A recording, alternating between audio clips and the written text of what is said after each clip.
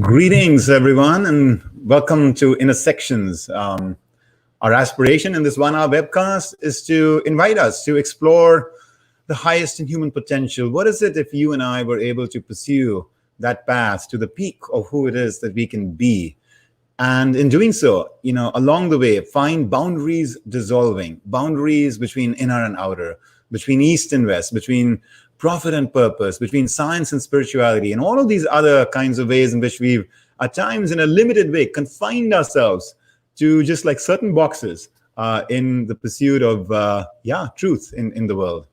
And today, I have with us a topic and a guest that I'm just so delighted to present. Over the course of the last about year and a half, as we have all been stricken by the pandemic all through, all across the world, I have been really pained to witness, either through just conversations with loved ones, as well as through articles in the press, the level of loneliness and the struggle with loneliness that so many of us have been talking about and dealing with.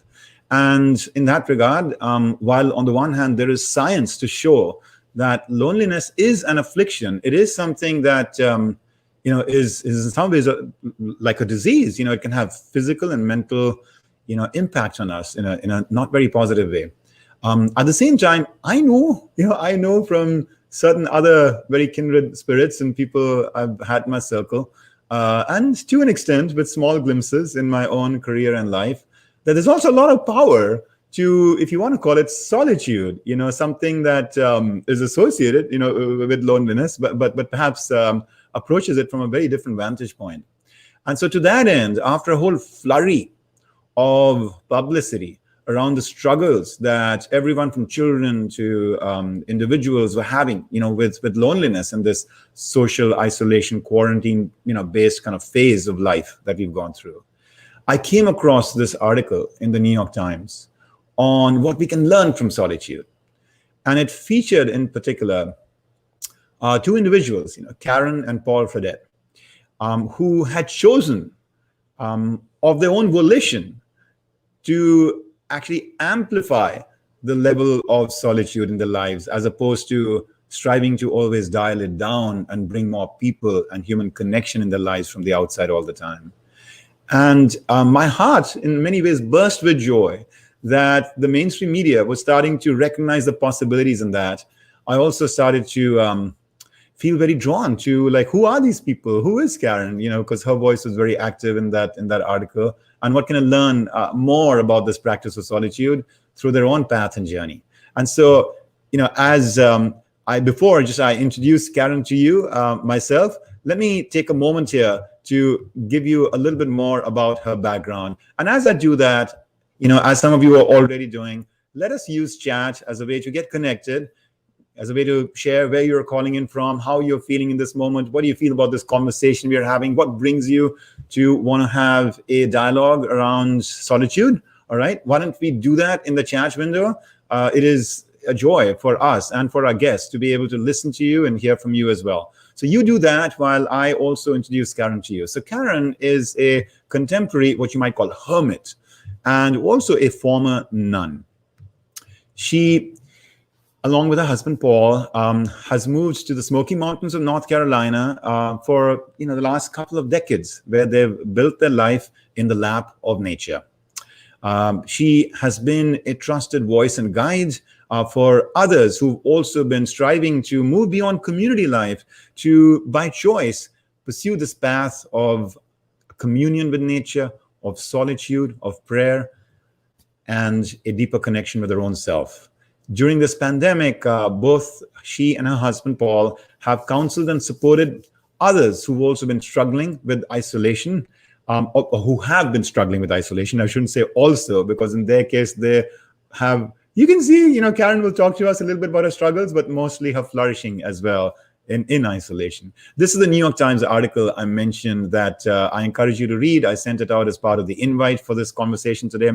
And in the last about 25 years, they've also overseen a social network for other people, of their ilk, who seek to be hermits, who seek to be hermit curious, who are drawn to this idea of an escape from civilization more into nature. Raven's Bread Ministries is their social network, Food for Those in Solitude. They are also authors of a quarterly newsletter and offer mentorship support and retreats to others who seek solitude. Some of you may be drawn to these resources that they have available for us. And she's also written very inspiring books on the power of solitude. For example, Where God is Ever Found. Where God begins to be. Compelling titles. What lies at the next level of double clicking on these. That's the conversation we want to have with her today. She's been featured in some leading media, both at the local and national levels. And here's a quote from her that I want to sort of end this little introduction with. You have just to sit down and be with it. You'll discover that there is life within you and there is life around you, and it is teaching you all sorts of things if you are listening. On that note, let me welcome Karen into our midst. Karen, welcome. Thank you for joining us. I'm pleased to be asked to join and to talk with you about these topics that are really part of my life and over which I've spent, I guess, all my life learning more and more about the values of solitude, silence, simplicity of life. The one thing you mentioned, and you used the word isolation, and I think it's important for us to know that there is a difference between the word solitude and isolation. It's the connotation that goes with isolation. I think of some friends of mine who are inmates in prison, and they're punished by being put into isolation, and they suffer from it. And then there are other friends of mine who have chosen to be alone, to be in solitude. And I think we go through our life learning more and more about that aloneness and loneliness are part of the human life. It's there for us to not just endure, but to learn from, to learn through, so that instead of trying to avoid feeling lonely, as our culture makes known to us that we should, Paul and I were very upset when we saw an article in a magazine that AARP that suggested that loneliness is an illness that should be treated by drugs. And that made no sense to me. So what we're trying to talk about today, I think, is how to make good use of loneliness and to embrace it so that we can move through it. You can't just will it away. You've got to become very aware of how lonely you are and accept that state of being as part of your life at that moment. I spent 30 years in a monastery, and then when I moved into solitude, I had a 3-month practice period, and I was keeping a journal, and I wrote in my book Where God Begins to Be about my experience of these first 3 months. And I said, during these 3 months of my initial trial period, I lived in almost complete solitude, often having contact with other human beings only at a Sunday liturgy. I did not have a car, no phone, not even a mailbox. A kindly neighbor would pick up my mail at the post office and drop it off at this little hermitage, where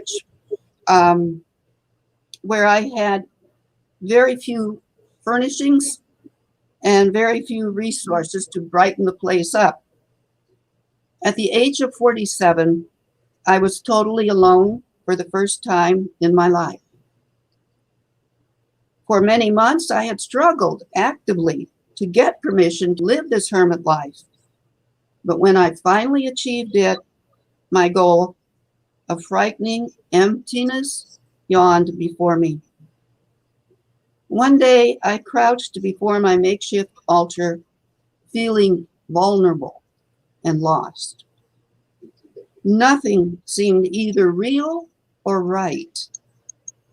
I took refuge in the concrete sensations of that moment. I felt my breath going in and out, my heart beating, my legs beginning to cramp. Shifting to a sitting position, I focused on a flickering candle. I was awash with emotions of loss and grief, guilt and anxiety. I yearned to be comforted and assured that I had made a right decision. Instead, depression engulfed me.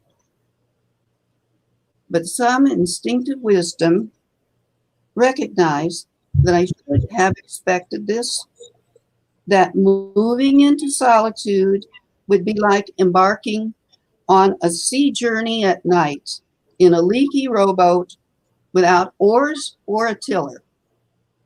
I would be at the mercy of the wind, the waves, and the dark. Forming this image helped me to clarify the strangeness that was enveloping me at that moment. If I were on a foggy sea, it behooved me to at least plug the leaks in my frail craft. This meant recognizing my losses, accepting my grief, and praying out of my sadness. So even though I had a long experience with a prayer life, it required renewal when I moved into actual solitude as a hermit. Well, thank you for starting us off on such a powerful note. There's so much to unpack in what you just shared. You started off by just cautioning us about the use of language, because as I've also learned, in the very words we use, there is encoded, certain assumptions. And there are certain associations we have through our lived experience, with what emotions and feelings that word connotes to us. And I think you're cautioning us that, a word like isolation, just comes with a lot of baggage. A word like silence or solitude perhaps has, a more uplifting, elevating quality to it. I've there's someone I, have been mentored so actively by in my work on human potential, Dr. David Burns. He's a cognitive behavior therapist out of Stanford, and a really remarkable soul. And he's taught me as well how even just in our everyday life, this agency that we have over choosing our words, in a mindful way, rather than just absorbing them from, the social milieu and, the words that are being used in the media, is such an important transformative force in allowing us then to have the right emotional life, in what we do as well. So first of all, thank you for sharing that. And then, boy, that sounds like such a powerful journey that you've gone through, all those years of monastic life, the choice to then move on from it.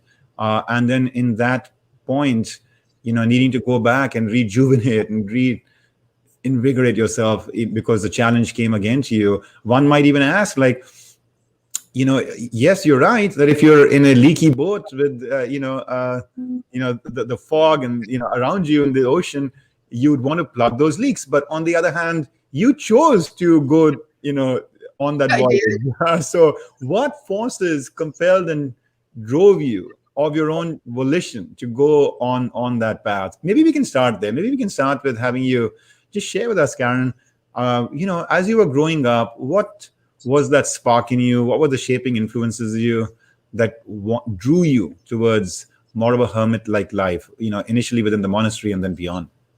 Yes. Well, I grew up in a very Roman Catholic family and attended 12 years of Catholic schooling, which always included religious teachings. And I realized that I admired the religious women, the nuns, the sisters, but I didn't want to be involved in an apostolate, as we called it in those days. I was much more attracted to the cloistered groups where prayer was the essential purpose of why we had gathered. And it was during those 30 years of in the monastery that I dealt a great deal with loneliness. And it took me quite a while to realize that you can be lonely in the midst of 18 other sisters. And largely, it took me more than a year, more than 25 years, to actually work my way through that loneliness. But I had to do it consciously. I couldn't just try to avoid it. I had to name it, express it. And one of the ways of working with it was by journaling, by writing down how I was feeling and why I was feeling what I was feeling. I trust feelings. As some writers have said, feelings don't lie. You can refuse to listen to them. You can refuse to name them as your own, but they're there. And one way to work our way through loneliness is by accepting where you are right then, what you are feeling, where you want to go, but seem unable to get there. So it's possible to be, and I think a lot of people have experienced this, to be very lonely in the midst of a lot of people. I've read articles about people walking down the streets of New York City and feeling very lonely in the crowd. And I think part of our loneliness can be we don't have a companion that enters into our feelings along with us. So we have to either search for that companion or try to get a better idea of who we are most missing. And in the process of journaling, I discovered that the person I was most missing was myself. I wasn't really in touch with myself, and that contributed a great deal to the sense of loneliness that I had. I believe that we are all inspired, held up by the divine, but the divine speaks to us through our deepest self. And if we're running away from our deepest self, we are going to just remain lonely. It reminds me of a moment in Abraham Lincoln's life. He was going through a lot of crisis as president, and he wasn't very popular, on either side for a while, because, of course, the South wasn't happy with what he was doing. And even in the North, people got fatigued, from the war and all the losses of lives and everything, and wanted to, get it to an end. And he wanted to take it to the finish line in a way that could help heal the country, redeem it from slavery, etc. So at one point he said, I would like to run the affairs of the state so that if at the end I do not have any other friend left, I will at least have that one friend who is deep down within me. Yes. And you said it so beautifully that it is your company of your own self, your connection with your own self. And it is through that the divine sometimes will speak to us. And it is more in the language of feelings, not as much at times logic or words, I hear you say. One of the things, Karen, on that one, if we may kind of explore that for a minute, the landscape of feelings, is it appears to me, this is a hypothesis, I place it in your hands to see how it relates to your experience, that in modern times, we tend to conflate two things. One is the emotional surges we might get from time to time, and then these deeper, more subtler, intuitive stirrings that you're calling feelings. And so therefore, when we conflate them, we get into this mode where people feel sometimes that they need to follow every emotional urge or surge that comes to them because that's what they're feeling. Since we unfortunately, use the word feeling in both those areas. I'm feeling angry. I'm feeling very, captivated by this, experience or individual or intoxicant or whatever it might be. But that's not the same feeling of what you're saying is feeling, isn't it? No. I'm talking about naming what is bothering me, not what's coming at me from outside, except in as how I react to it. And reacting is never a good way to guide your life. It's you end up running in directions you don't really need to go in or should go in. The feelings I'm talking about are the naming the deeper underlying emotions that are there that we don't often want to name because they're often dark. They're often, less than totally uplifting. And we realize, like I did in that little piece I read, I was feeling very depressed. I had just accomplished a great goal, but the actual emotion and feeling about trying to live it out now was depression. And I had to write that out. I had to say, why do I feel depressed? What's going on? And part of it was fear. I was afraid of where I was. I was feeling very vulnerable. And I came across a little sentence in a book by a writer who was writing about the value of retreats. And she was saying this. She says about her hermitage. But here, where I feel safe, I'm learning to be present. And I believe that we all have to have a feeling, a certain degree of safety before we can even embrace the present moment in which we are living. When I first moved into hermit life, I was sitting in prayer, and it was the end of the summer. I knew I would have to get wood in for the wood stove, about which I knew nothing. And I was just terrified. I said, where will I don't have enough income, enough money. How will I make it through the winter? And it was like I heard deep within me a voice which said, well, do you have enough to eat today? And I said, yes. Actually, I said, yes, Lord. And do you actually have enough in the house to eat also tomorrow? And I said, yes. And it's like, well, what more do you need?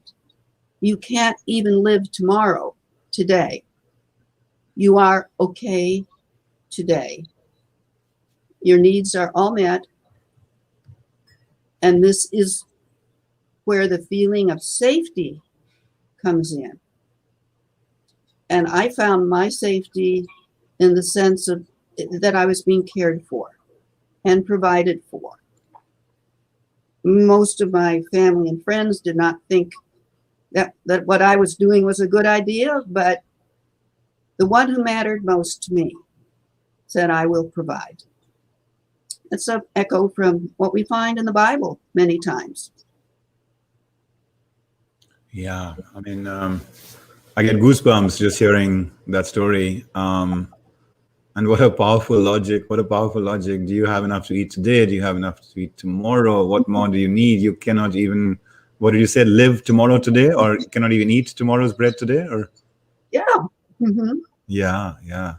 Incredible. And you talk about the linkages that has to teachings in the Bible, coming from India. I can tell you that at the very, very center of, the scriptures of India lies the Gita, and the main message of the Gita is non-attachment, to live without attachment, live with surrender. In some ways, do your best, but then surrender the fruits of your labor, to some divine hand. And one hears about that in concept, and one strives in simple mortal ways to kind of do it in one's life. But you took it to a very heroic level to be able to surrender, to that extent. Do you find that in that pursuit, when you put yourself so much at that sort of edge of what many or all of us might be able to open ourselves up to, that it makes you at times test the limits of your faith and the depth of your faith, and moments where there are, I don't know, like dark nights of the soul or a faith crisis or something, because you push yourself, beyond what most of us do in our own little comfort zones. Yeah, you're very right. It reminds me of a quotation that I used early in that same book that I quoted from, Where God Begins to Be. And the quotation was from Patrick Overton. And it sustained me. It still does. And it goes like this. When you come to the edge of all the light that you have and are about to take that step into the darkness, faith is knowing that one of two things will happen. Either you will find solid ground beneath your feet, or you will be taught to fly. And that is an expression of how I am being sustained even to this day. It's more often than not, I am taught to put my foot beyond the light that I have into the darkness, and trust that I will be provided for. And I have been. Yeah. That quote was powerful. It immediately triggered a memory in me of how several years ago I was with my wife and daughter at Yosemite National Park, and we had dined at one of the hotels inside the valley, and now it was time to return to our cabin, and we had a car parked quite a distance away. There was a shuttle that had brought us to the hotel, and then we just realized that actually the shuttles had stopped running because it was that late. So we had to have me walk to get to the car. And I decided to take a shortcut. Instead of going down the actual roadway, which was paved with lights, I went through the thicket of woods, that would get me to the other side, assuming this is a tame and, well-organized national park, so everything will be fine. But as I started to go through that shortcut like path in the middle of the night, suddenly I realized that it's getting darker and darker. And at some point, there was literally just no way to see, except that in the distant, horizon, I could see small little lights which were guiding me as to where I needed to go, where I knew my car was. But aside from that distant light, the actual next 3 feet, of the journey, I really couldn't see much. Mm-hmm. And I went through this first moment of insecurity and to an extent of some fear. But then I have, in some ways, in those days, I've never felt closer to God than I did in that moment, because I realized, like, I have to completely surrender. I have to completely surrender to a higher force to, pave the way for me to have a safe passage, from here to the other side. And it became almost like thrilling in some ways to experience that little bit of surrender and completely on faith, allow, the nature and that divine force to sort of like just protect and guide me. Who knew what kinds of wild animals or muddy passages or holes or branches that I might stumble on might be along the way. But, I made it, of course, to the other side. And it's a memory that I hold on to in a very special way in my heart. Yeah, I know when I was living in West Virginia, I was down in a dark valley. We called them a holler, and there were no street lights down there. And so you always, if you had to walk out at night, you always had your flashlight. And walking with a flashlight requires not that you wave it around above you to see what's around you. You have to focus it right on the ground at your feet. And all you can see is that one little circle of light where you can put your foot for the next time. And only after you've taken that step, the light moves forward and you see where to put your foot for the next step. And I've always felt that that was a true image of walking in God's guidance, and that you often will not see what's coming until it's there, and you have to simply trust. Trust is a very strong word when you're talking about living in solitude.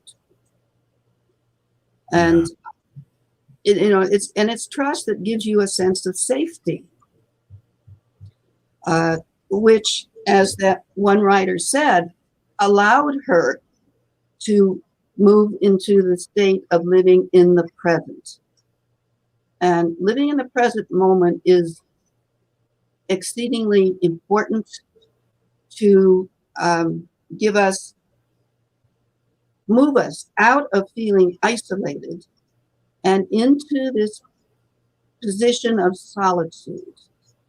Solitude is a good place to be. You may still be alone, but you're not lonely like you're missing something. It is okay.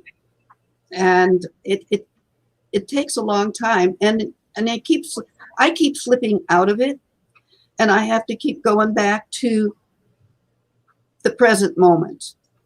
And when I do spiritual direction with people, I realize that one of the most important things I say to everyone, no matter where they are, is be present where you are.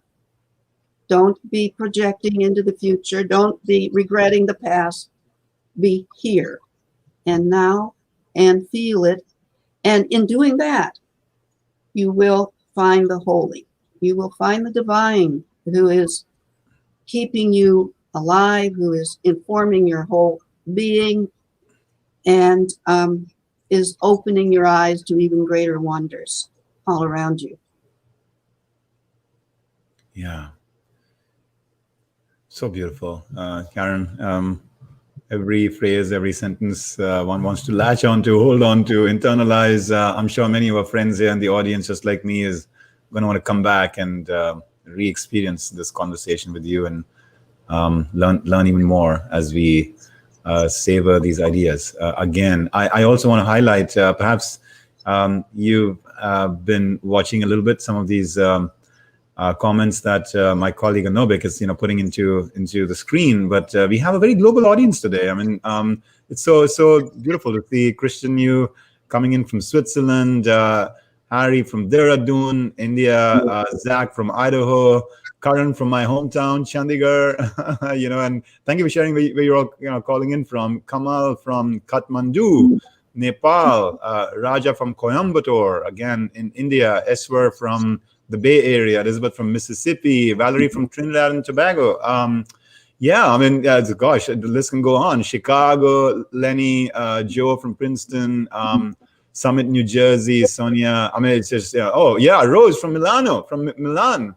How nice, how nice. That reminds me, when I think about Italy, that the monastery that you became a part of, the nun order, is associated with Saint Clare. Correct. And Saint Francis. And Saint Francis, yeah. two such beautiful lights in the Christian tradition, who even those of us who are not formally, Catholic or Christian, we borrow from and we get inspiration from. I remember, I think I was mentioning to you, Karen, how as we were growing up, as my daughter was growing up, we had a picture book, of the story of St. Francis and also St. Clare, and it was so inspiring, not just for her, but for her parents as well. So. Yeah. There's a question being asked here about. I think let me get to it and read it. Raza is talking about, if you can shed some light on what is your day-to-day life like today, and how has it changed over the years as you've spent more and more, invested more and more in this life, perhaps maybe based on the learnings that you had, or what adjustments have you made to get the most from it, the most fulfillment from it?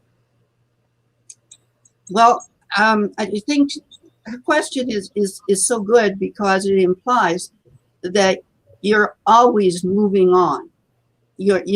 Where, for instance, let me say I was married to Paul in 1996, and our marriage has developed. We just celebrated the 25th anniversary. And the relationship that we have has changed over the years. It's grown deeper. It's grown more accepting. And when it comes to living out the life of prayer, solitude is a means, not an end either. It's a means to make us realize the depth of everything that is around us. Most recently, I've been reading some books about trees. I think many of you may have are familiar with the book, The Hidden Language of Trees, written by a man in Germany who looked after a beech forest. And he was one of the first to bring out that the trees communicate with one another. They look after one another. And we're surrounded by trees where we are here. It is a rainforest, and there are many trees, and the small ones and huge ones. And another tree book I read, which has just come out in the past year, is called Looking for the Mother Tree. And this is this was written about scientific experiments done up in British Columbia. And the author explains her process of discovery of how the trees care for one another, nourish one another. And I began to realize that by living in this rainforest, I'm being nourished. I wasn't nearly so aware of that when I first moved here. And when you realize that there is healing light, healing love, healing grace emanating from all this green growth around me, I am being healed. And I'm being given something to pass on to others. Paul and I, during the pandemic, we continued our newsletter, but we also did some videos, which we put up on YouTube, short ones, 15 minutes, trying to just provide a thought or two that would help people remain steady and not so fearful. And I could feel the life that is being given me, even from this forest, flowing out to others. And the emails we got back from them were so encouraging, so that they somehow had felt what we were trying to, even unknowingly, offer to them. So this life is for me an experience of the holy, an experience of the divine, which is continually growing. And I go from, well, if that's the life in these trees, it is also the life within my own body, my own spirit. It's all one, and it is all the holy.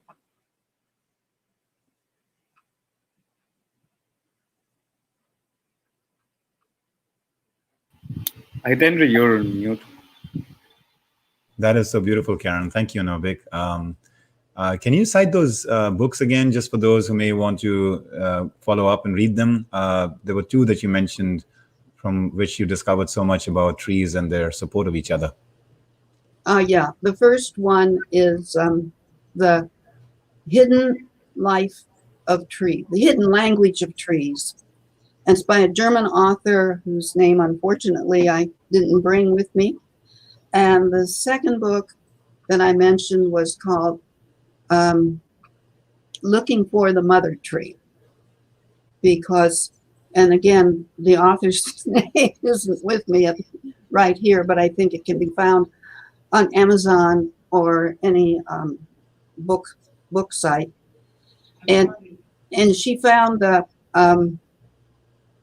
certain trees, the bigger ones, were mothering the younger trees, nourishing them.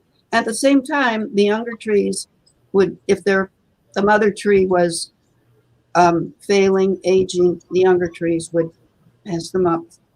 Okay, here's the author for The Hidden Life of Trees. That was the first book that I mentioned. What They Feel, How They Communicate, Discoveries from a Secret World is the subtitle. And the author is, last name is Wohlenben, Wohlleben,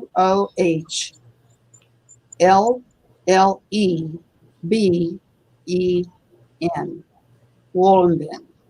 Okay. Yeah. Thank you for offering those. There's one that I had read a couple of decades ago, maybe 3 decades ago, on a very similar theme. It was called The Secret Life of Plants. And very eye-opening again as well in making, I mean, it just humbles you, isn't it? You know, you feel you're in some way superior, you know, as a species.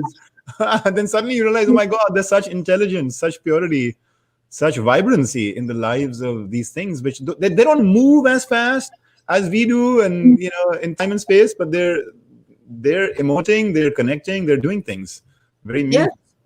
Yes. I'm sitting here and I'm glancing out the window at a huge tree that over the years my husband and I have called Grandfather Walnut. And it's one of the probably few original trees left here. Most of this forest is second growth. But Grandfather Walnut is truly a mother tree. And there are black walnut trees all around us because, you know, sons and daughters of the mother tree. Yeah, I just love this idea of these older trees mothering the younger ones, and then the younger ones also helping support them in their aging years. Yeah. How beautiful. How beautiful. What else have you uncovered in your intimacy with nature? You know, so many of us are living very urban and sort of, just very highly developed existences in the midst of concrete. And we have our little parks, and we go to the parks, and we feel a little bit, you know, of that, like, oh wow, you know, the power of nature. But then we escape back into our concrete. So when you through scenery, we're not trying to avoid the aloneness, but we are embracing it.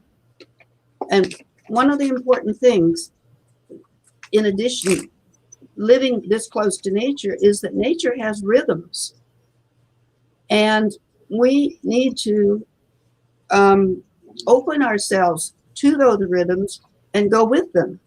When it's wintertime and the leaves are gone and the trees are standing there black and gaunt, That's what should be. That's what's needed at that moment. I would be silly to be saying, oh, I wish it were summer and everything was covered with green. No, right then, that present moment is where I am meant to be. And this is a lesson of nature. You do go through rhythms. Not everything we experience is going to be totally uplifting. This rhythm of seasons where we can receive more or give more asks us to dive into the reality that season represents. Winter has its value. Spring coming gives us a new sense of life growing. Summer, where everything is in its fullness and its glory, we are still there. I remember telling one young man who came to visit us, and he seemed astonished by this. I said, one of the things you learn when you stay in one place and observe it year round, through the rhythms, through the seasons, that green is not the same green even year round.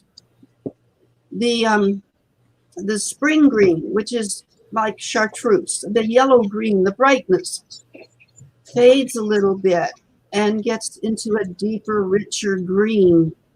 And then as the season of summer moves along, that green gets slightly smoky looking, slightly bluish.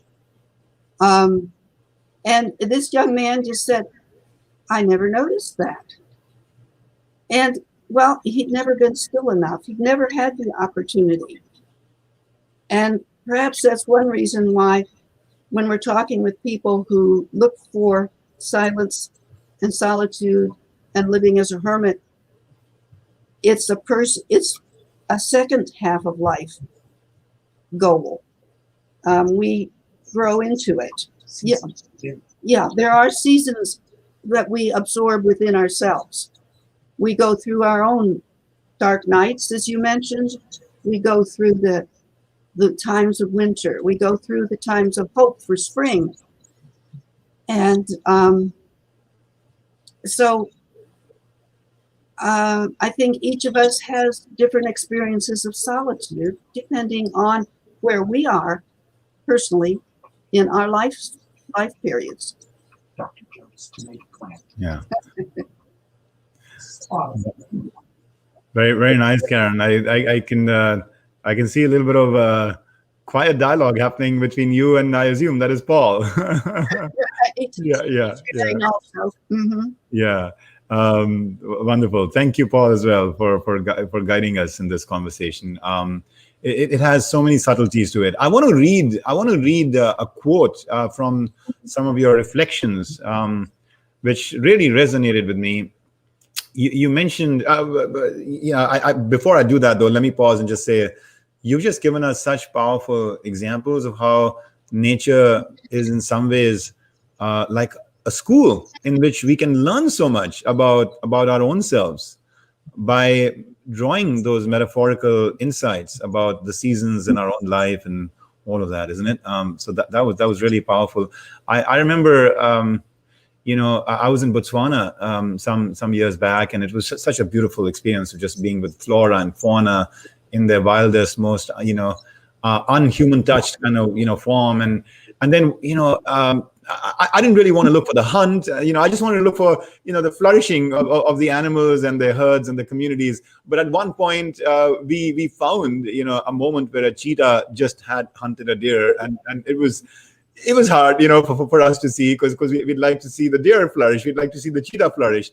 And then I realized, but the cheetah cannot flourish until from time to time it catches its prey, and Yes. So nature is bountiful and beautiful and has a very soft heart, but at the same time, somehow this cycle of birth, preservation, and death has allowed you and me to be here because past generations had to be in some ways, let go of so that a future generation like us can come into being. And so that cycle is one of those other metaphors that I find very instructive from nature, just to make peace with finiteness and mortality and those things. Yes. I agree with you, fully on that. And there is another wonderful book called Seasons of Strength.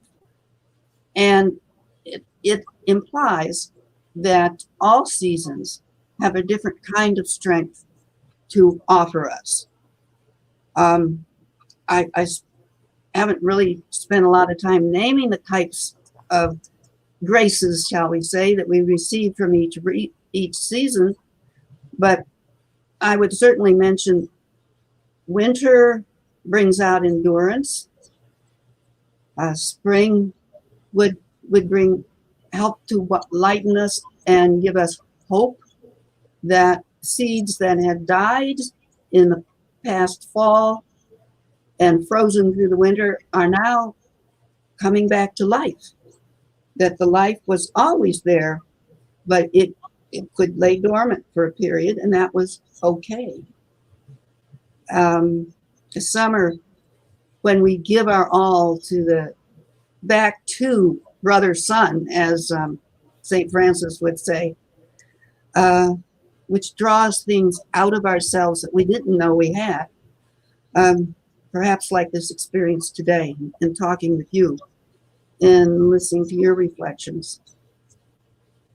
Yeah, thank you. Thank you. Again, such a beautiful metaphor and lesson to learn from nature. I'm just enjoying this so much, and so grateful that you can bring some of this lived wisdom to us, from your own life, Karen. So here is the quote that I wanted to read from your own writings. There are two that I'll offer, which really resonate deeply with me. Many do, but these two I'm going to offer up to our audience as well. So this first one, you talk about how at a certain juncture, you said, I struggled to find my personal way within many conflicting interpretations of contemplative life. I did not believe those who claimed that contemplative communities would soon pass out of existence. Nor did I trust the voices which claimed that survival demanded clinging with blind fidelity to every tradition we had received. I love that fusion of opposites in that, the capacity to go beyond what the predominant views might be in a certain community or another community, to think for yourself, and then in that thinking, the recognition that there are some enduring truths in the world, including the power of contemplative life. And yet the outer form that they take, if I understand you correct, the outer form might need to change from time to time, based on where one is and what one is called to do. Yes, that was what was happening within me when, after 30 years, I realized I needed to leave the monastery, which had been a good place for me to be for that period of time. But I was now being drawn into deeper solitude.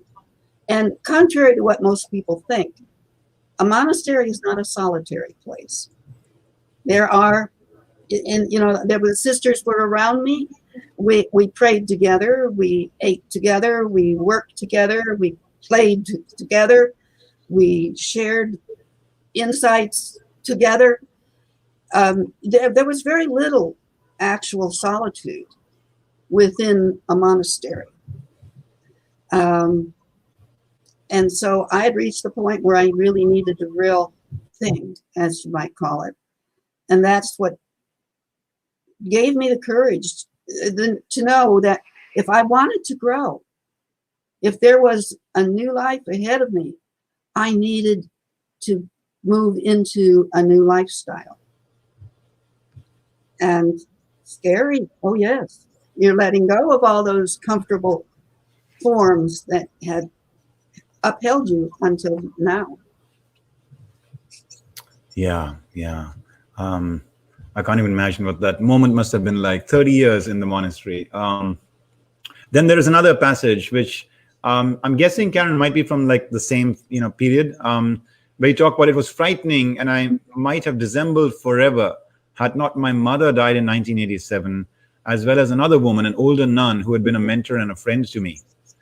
These two women had been models and teachers for me, not so much through their words, although their words of wisdom would be an enduring gift, as through their lives of faith and loyalty.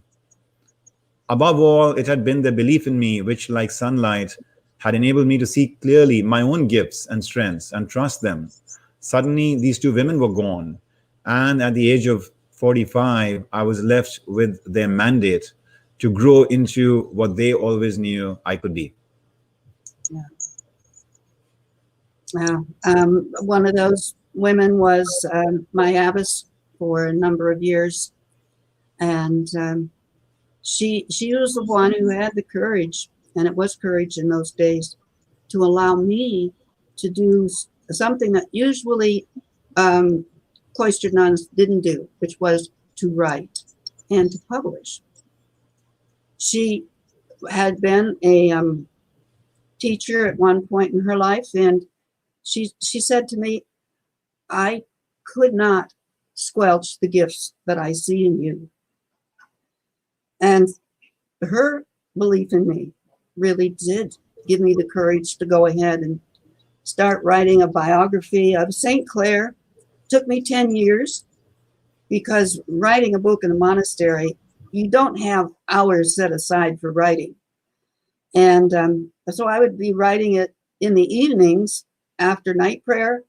And because we couldn't use a typewriter, it was too noisy, at least half of the book was handwritten before it got typed into typed form. But that belief in me, where she saw what I couldn't yet see fully, made all the difference.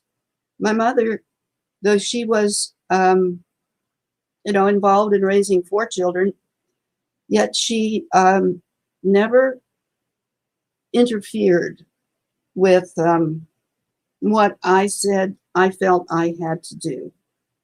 When I felt I needed to enter the monastery, leave the family home, she supported me in that.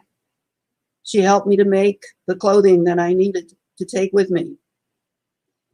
And on my 18th birthday, she brought a birthday cake to the monastery to let me know that my family was celebrating with my achievement of becoming 18. And that belief, that just said, you're still my daughter, but you're an adult daughter now, and I respect what you're doing.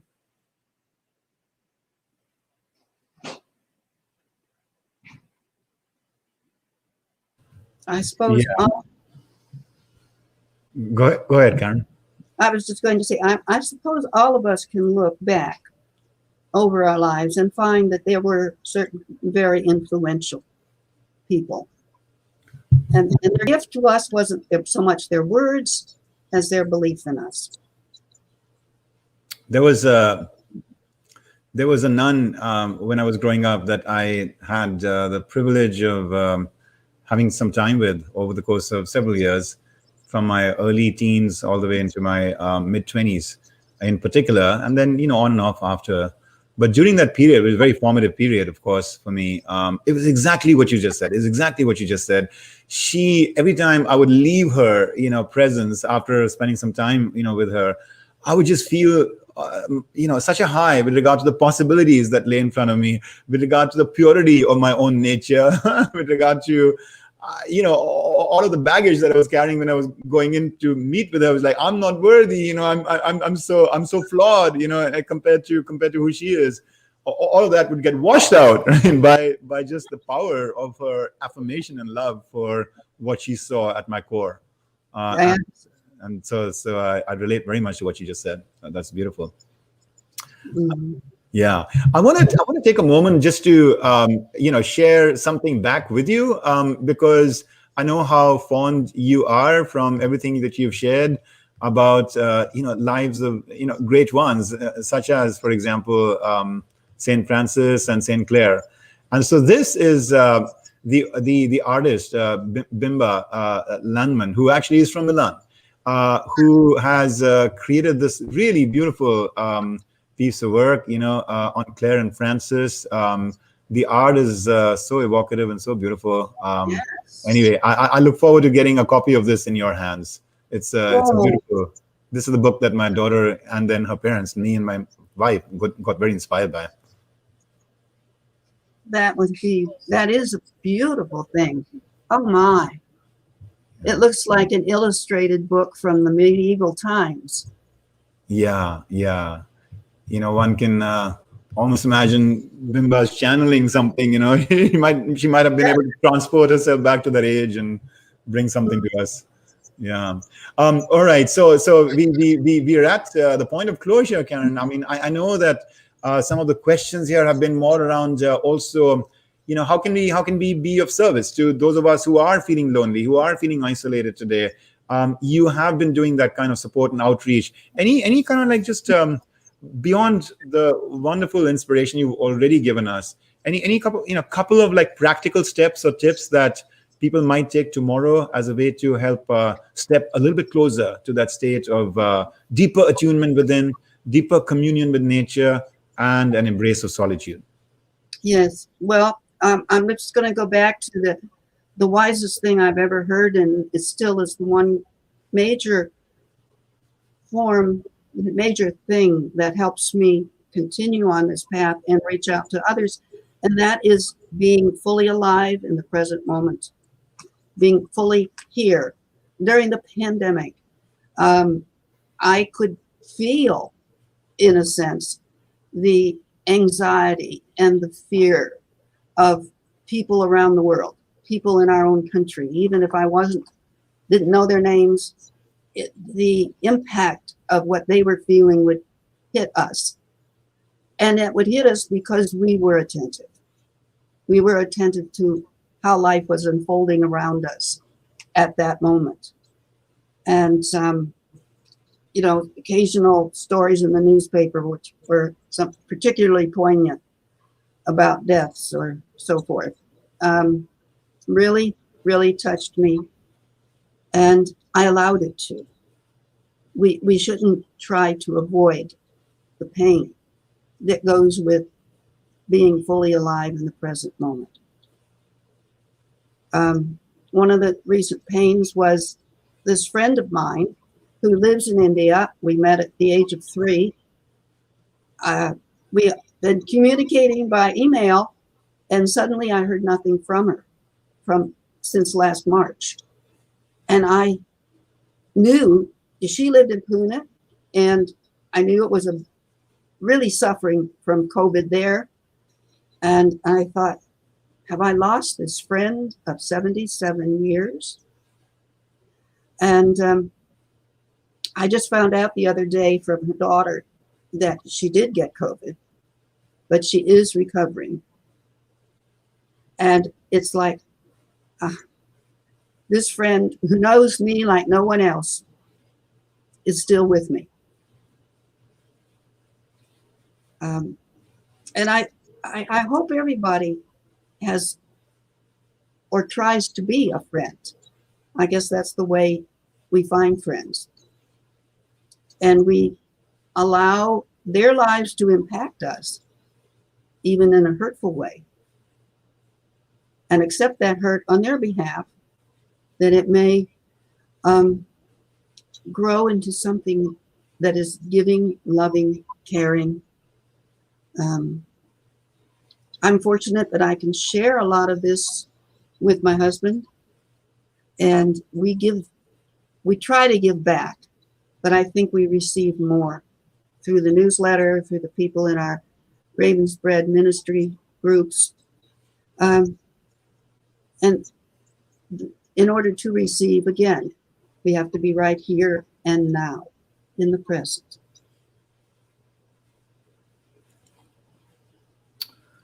Karen, you're a real force of nature. I think.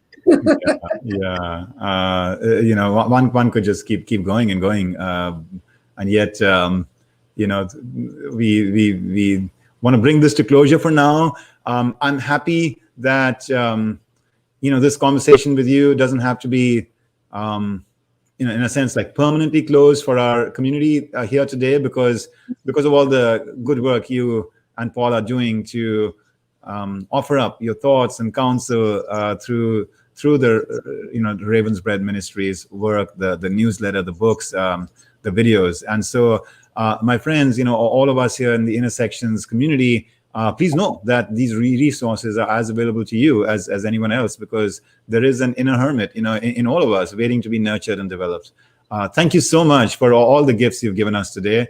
I wish you Godspeed in the journey ahead, and I look forward very much to staying in touch. And if we can be of service to you at any time, me, my team at Mentora, we would be honored. So a big thank you to Paul as well in supporting you and having this moment with us. So thank you so much, Karen. Well, thank you so much for inviting me. It's been a privilege. Yeah, great. All right, folks, I want to just allow you to soak it all in. I mean, this was such a sweet and uplifting and a form of communion, really, with the life Karen has lived, isn't it? It wasn't just, again, her words. It was the power of the lived experience behind it, the spirit behind it, that I think has moved me the most, and I'm sure you all as well. And it's so beautiful to see the possibilities for us to congregate from around the world, not even have to bridge our physical distances, but use some of these modern accoutrements like technology to allow us to feel that connection and to benefit from that satsanga, that special company, others, to have discourses like this. So thank you for joining us. It is through you that, I and my team get so much energy and reassurance to keep doing this work. Look forward to, staying in touch, write to us from time to time when you can. Follow Karen's writings and work as well, if this is something you're drawn to cultivating more solitude. And Godspeed to you as well. We will look forward to seeing you in a couple of weeks.